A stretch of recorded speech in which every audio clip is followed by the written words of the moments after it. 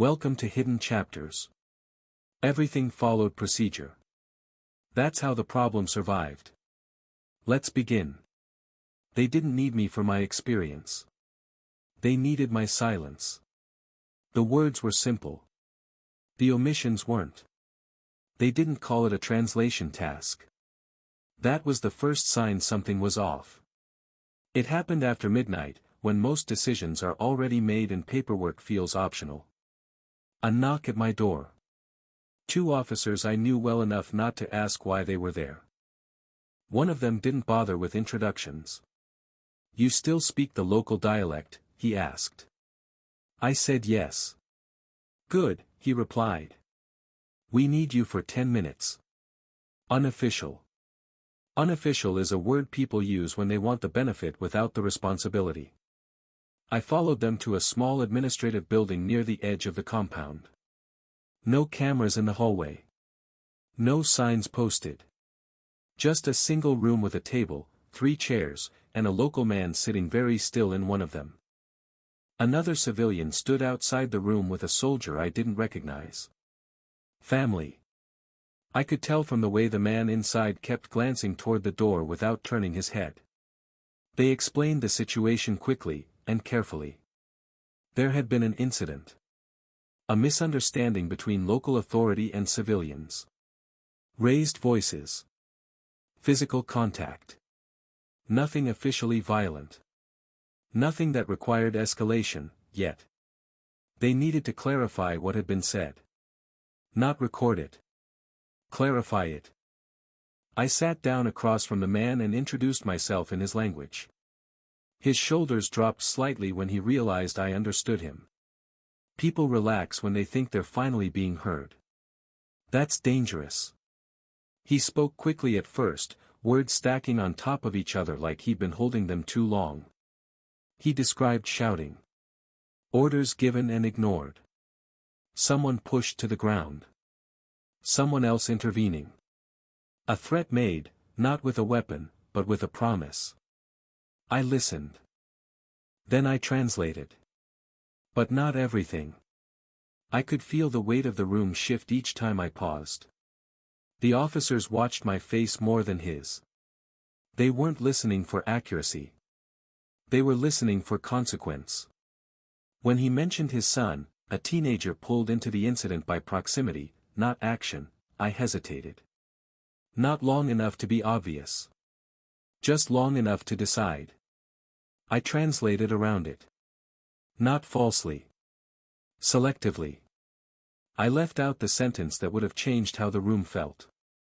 The one that described fear instead of defiance. The one that would have turned a misunderstanding into a pattern. The man stopped talking and looked at me. He knew. Not what I'd omitted, but that I'd chosen. When the officers thanked me and said that was enough, I stood and left without looking back. Outside, the second civilian, the boy, met my eyes briefly. No words passed between us. They didn't need to. As I walked back to my quarters, I understood what the request had really been about. They didn't need a translator. They needed someone who could decide which version of events would exist when the language changed. And I had agreed to that. Without ever being asked directly. I didn't sleep after that. Not because I felt guilty, because I felt observed.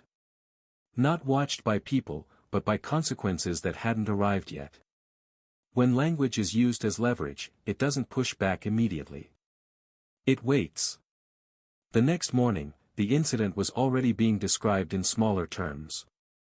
Not in writing, in tone. A guard joked about a misunderstanding. Someone else mentioned tempers flaring. No one used the word threat. No one said child. That meant my omissions had landed. I was asked to translate again before noon. This time, for a different officer. Different room. Same structure. The questions were narrower now, aimed at confirming consistency rather than discovering truth. That's how narratives stabilize, by checking whether the story still fits after it's been simplified. The man spoke less this time. He answered directly, choosing words carefully, as if he'd learned overnight how dangerous clarity could be. When he looked at me, there was no accusation in his eyes. Only calculation. He was protecting his son. I mirrored that instinct without meaning to. I translated cleanly, accurately, but still left space where emotion would have been. Space reads as calm. Calm reads as control. Control keeps systems comfortable. Afterward, one of the officers walked me partway back. He didn't thank me. He didn't explain anything. He just said, "We'll keep you in mind if we need help again." Help. Another clean word. That afternoon, I learned the boy's family lived near the outer road, close enough to the fence that patrols passed regularly. Close enough to be noticed. Close enough to be pressured quietly if someone decided the incident needed an example. I didn't know that because I asked. I knew it because someone told me I didn't need to worry. "You smoothed it out," a local liaison said later. No follow-up planned. Planned is conditional. That evening, as I was leaving the dining area, I heard raised voices outside the gate. Not shouting, urgency. A patrol vehicle idling too close to civilian space. The kind of presence meant to remind people where authority sleeps. I slowed my pace. The man from the room stood with his son beside him, hands visible, posture careful. An officer spoke in short sentences that weren't meant to be answered. I listened without stepping closer. When the officer turned to me and asked what the man was saying, I felt the weight of the choice return, sharper this time. The man wasn't defiant. He was asking for time. I translated that. Not the frustration. Not the fear. Just the request. The officer nodded and told them to move along. As they walked away, the boy looked back once. Not at the patrol. At me. That was when I understood the risk had shifted. What I'd done the night before hadn't ended anything. It had made me part of the mechanism that decides how far things go. Language doesn't just describe events. It determines how much force they require. And now that I'd proven useful, the next omission wouldn't be optional. It would be expected. The request came late again. That pattern was deliberate. Late hours, thin oversight. Fewer witnesses. Decisions feel temporary when they're made after midnight, even when they aren't. I was told to report to the same building as before, but a different room this time. Smaller. No table. Just chairs placed too close together. The man was there again. Not alone. Two local officers stood behind him, close enough that their presence didn't need to be stated. The boy wasn't with him this time. That absence pressed harder than any threat could have. One of our officers spoke first. Slowly. Carefully. He said they needed clarification about a single sentence from the original incident. Something the man had said in the heat of the moment. A phrase that could be interpreted more than one way. That's where language becomes leverage. The man looked at me before he answered. Not pleading. Not accusing. Just confirming whether I was still the same person who had translated him before, or someone else now. He spoke. The sentence was simple. In his language, it carried frustration, not intent. A common expression said when authority pushes too far. If translated directly, it would sound like resistance. If translated with context, it would sound like exhaustion. Both would be accurate. Only one would survive review. I translated. I chose the softer version. The room exhaled. One of the local officers relaxed his stance. Another nodded, like a problem had been solved correctly. The man lowered his eyes, understanding the exchange had ended without ever being named. That should have been the end of it. It wasn't. As I stood to leave, one of our officers stopped me. He didn't ask me to sit back down.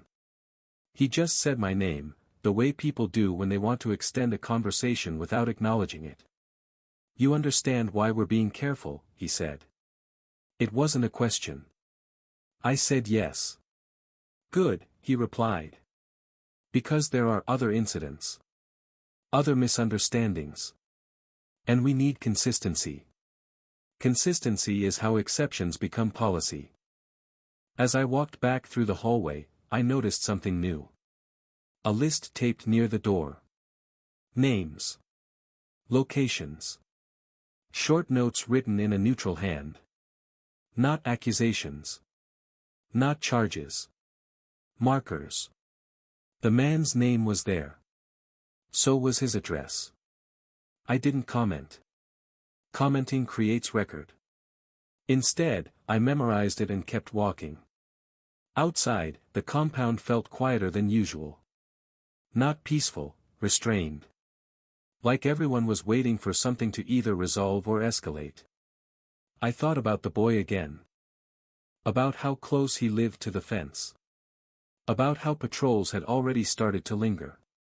Later that night, my phone buzzed with a message that didn't use my name. Need you tomorrow. Same role.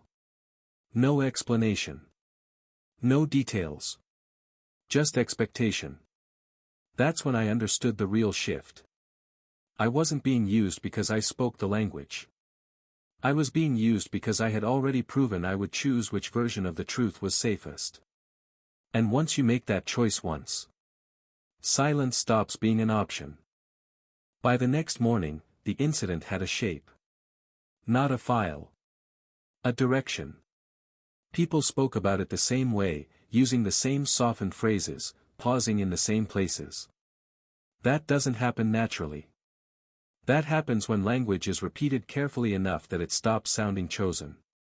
I was asked to sit in on a briefing I wasn't assigned to. No chair at the table. Just a place along the wall. Observers don't speak, but they hear what survives. The incident was summarized in under 2 minutes. No escalation. No threats. Civilians cooperative. Local authority exercising restraint. Every omission I'd made was still there. None of the details I'd left out had found their way back in. That's when it occurred to me that translation wasn't the job anymore. Maintenance was.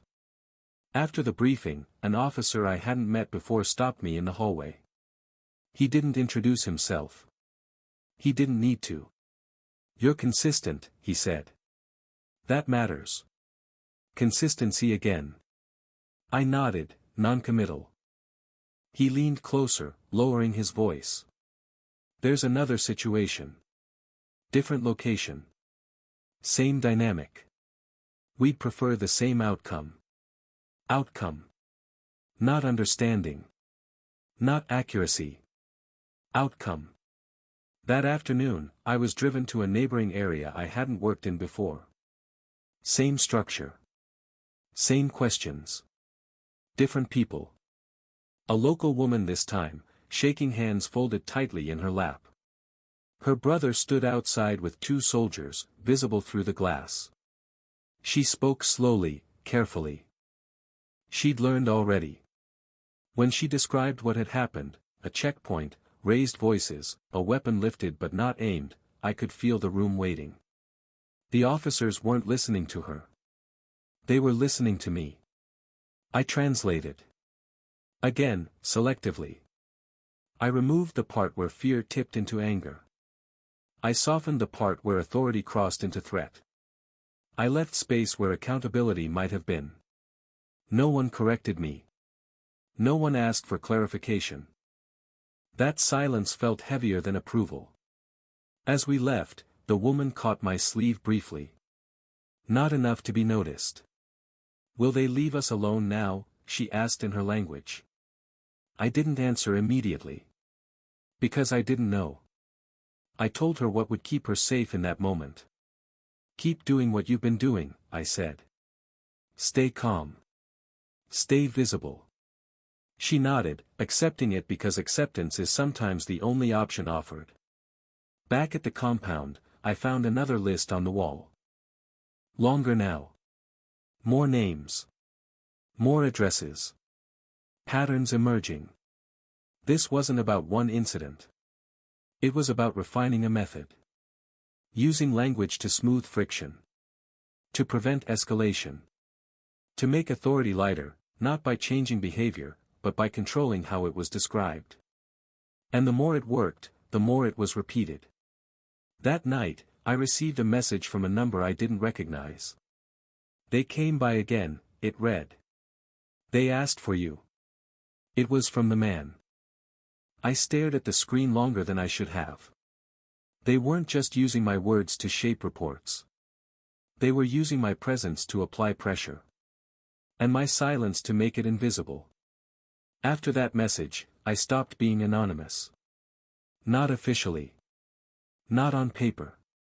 But people started to recognize me in places where they hadn't before. A nod from a patrol I didn't brief. A pause in conversation when I entered a room. Small things that told me my role had shifted from useful to expected. That's the danger point. When silence becomes part of the process, removing it feels like sabotage. The man asked to meet again. Not through officers. Not through protocol. He sent the location and time, careful and indirect, like someone who had learned what attention costs. I went alone. We met near the edge of the market, where movement creates cover and conversations dissolve into noise. He didn't speak at first. Neither did I. The boy stood beside him, older than I remembered, or maybe just more alert. They keep coming, the man said finally. Not aggressively. Politely. Polite pressure is the hardest to prove. They ask questions they already know the answers to, he continued. They mention your name. That landed heavier than I expected. I asked what they wanted. He shrugged. Consistency. The same word again. They weren't threatening him directly. They didn't need to. They were reminding him that he existed inside a structure he couldn't see, one that could notice him whenever it wanted. I told him to avoid contact if possible. To keep interactions public. To document dates and times even if nothing came of them. He nodded, then hesitated. They said if anything changed, he added, you would explain it. That's when I understood the final shape of the trap. If something went wrong, if a report escalated, if a detail resurfaced, if an accusation appeared, I wouldn't just be the translator. I would be the explanation.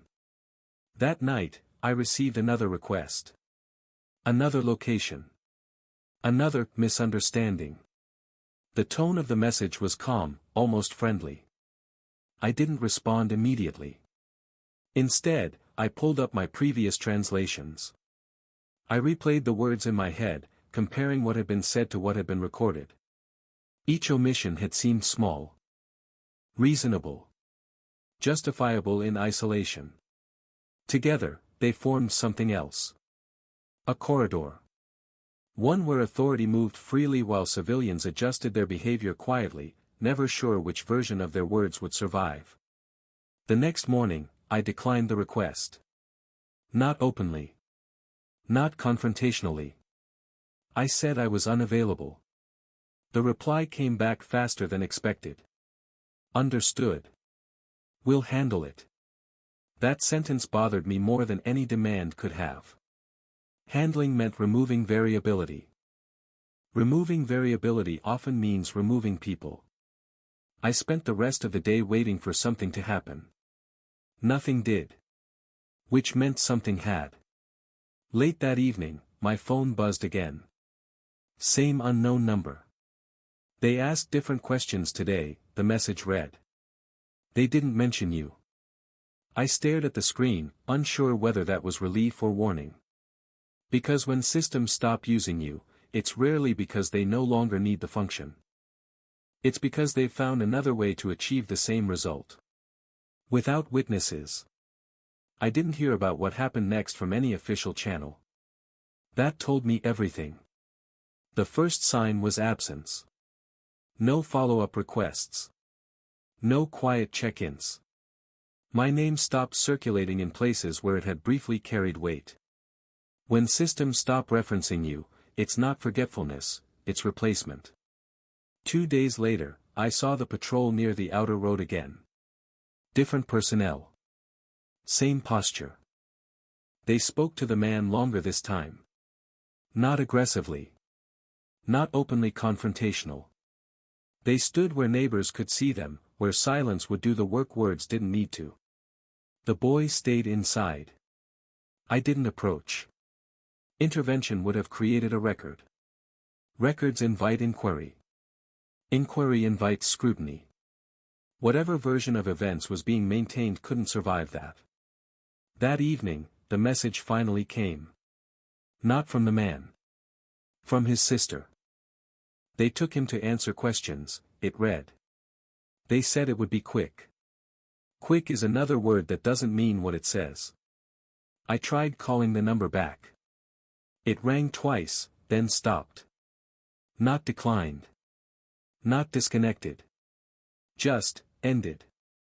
I recognized the pattern immediately. That line had been advised, maybe even assisted, into silence. The next morning, the incident resurfaced in conversation.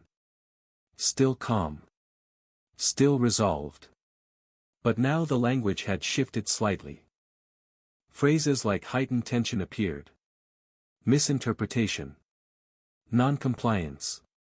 Not accusations. Adjustments. Enough to justify increased presence without naming a cause. I hadn't translated those words.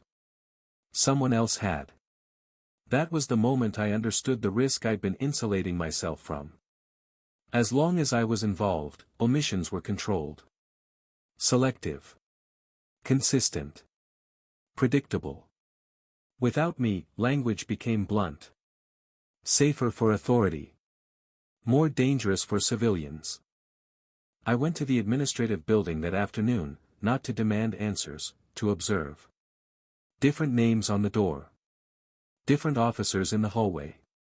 Same lists taped near the entrance, longer now, more organized. The man's name was gone. So was his address. That didn't mean resolution. It meant relocation. Erasure.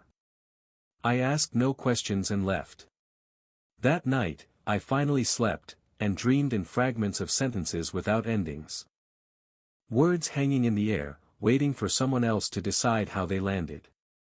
In the morning, I learned the family had moved. No notice. No announcement. Just gone. Officially, nothing had happened. Unofficially, everything had. The incident was now closed. Clean. Efficient. No translators required.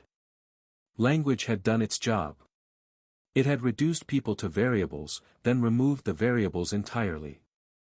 And I understood, with uncomfortable clarity, that my refusal hadn't stopped the process. It had only accelerated the point where silence no longer needed me to function. The bass returned to its rhythm quickly. That's how you know a system is healthy, or dangerous. It absorbs disruption without pause. People rotate out. Assignments change. The absence of a family becomes a line that never needs to be crossed again. No one asked me about the man. No one mentioned the boy. Their disappearance wasn't framed as an outcome. It wasn't framed at all. When something isn't framed, it can't be examined. It just exists in the margins, where responsibility thins. Weeks later, I was reassigned to a different tasking. New location. New faces. Same language. I translated for logistics, coordination, supply movements, clean work, neutral words. The kind that doesn't touch people directly. But I listen differently now. Every briefing had its softened phrases. Every report its safe verbs. I could hear where meaning was being trimmed for transport. I could hear where silence had replaced explanation. Once you notice that, you can't stop. One evening, while reviewing a document, I found a sentence that didn't belong. Not wrong, just unnecessary. It referenced an incident I recognized immediately, described in a way that suggested resolution. It was my incident. My omissions. They'd become precedent. The phrasing had been copied, reused, adjusted. It now lived independently of me, applied to situations I would never see. Language doesn't stay where it's born. It migrates. That was the cost I hadn't measured. I realized then that the most lasting effect of what I'd done wasn't the protection it gave one family, brief as it was, but the template it created for future quiet. I wondered where the boy was now. Whether he still remembered the night his words had been reshaped into something safer for everyone else. Whether he understood that nothing had been written down because something had been decided. I never tried to find them. Searching would have created a new trail. Trails attract attention. Attention changes outcomes. Instead, I carried the memory the way language carries meaning, compressed, portable, ready to surface when needed. The system never asked for my silence again. It didn't need to. The work had already been done. When I left the region, I packed lightly. No notes. No recordings. Just my own recollection of the sentences that never made it past my mouth, and the ones that did. People think translation is about accuracy. It isn't. It's about deciding which version of reality will survive the crossing. And once you've made that decision often enough, you realize the most dangerous words aren't the ones that escalate a situation. They're the ones that make everything seem resolved. Time did what it always does. It normalized everything. The incident stopped being an event and became a reference, something mentioned obliquely in briefings, if at all. The village was still there. The road was still used. Patrols passed through without slowing. Whatever tension had existed now lived only in memory, which meant it no longer required management. That's how unresolved things survive. One afternoon, months later, I was asked to review a report for clarity. Not translate, review. The distinction mattered. Review implies authority without responsibility. Halfway through the document, I recognized the phrasing again. The same softened structure. The same careful removal of agency. A civilian interaction described as non-consequential. A response labeled procedural. The language was clean enough to be reusable. I asked where the template came from. The officer shrugged. Standard now, he said. It tested well. Tested. As if words were equipment. I didn't push further. Pushing would have marked me as someone still attached to something everyone else had let go of. That kind of attachment becomes a liability quickly. Later that evening, I ran into a local interpreter, younger, less cautious. He asked me quietly if I'd ever translated the hard stuff. I asked what he meant. The kind where what you leave out matters, he said. I looked at him for a long moment before answering. Yes, I said. And it doesn't end when the incident does. He nodded like he already knew. That conversation stayed with me longer than any report. It told me the method hadn't stayed contained. It had been passed down, informally, the way systems teach survival skills without acknowledging them. Weeks later, as I prepared to rotate out, I received a final message from an unknown number. No greeting. No explanation. Just one sentence. He asks if you remember him. I didn't reply.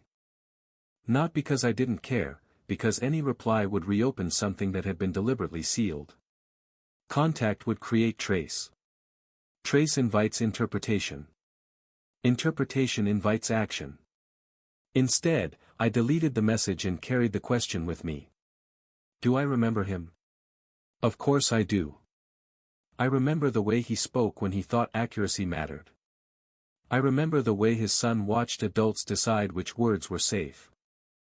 I remember the moment language stopped being about truth and became about outcome.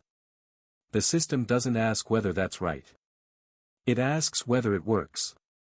And it does.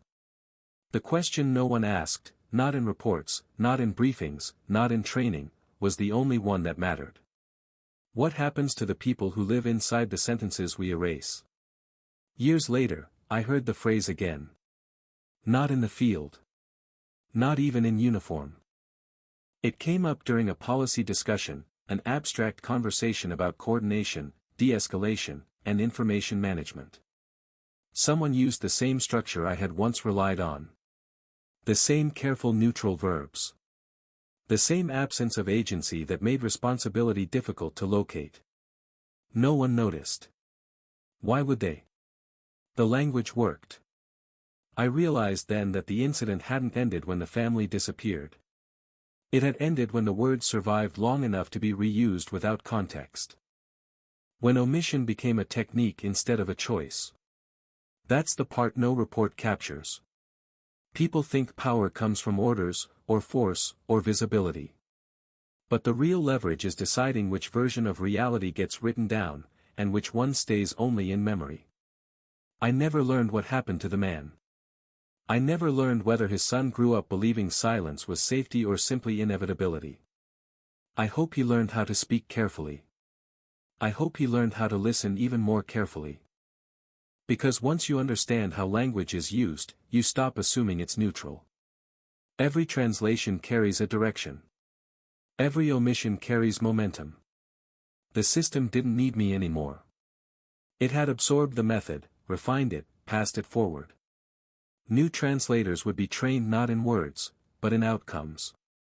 They'd be taught how to reduce friction, how to avoid escalation, how to make things resolve. And when resolution comes without accountability, it looks like peace.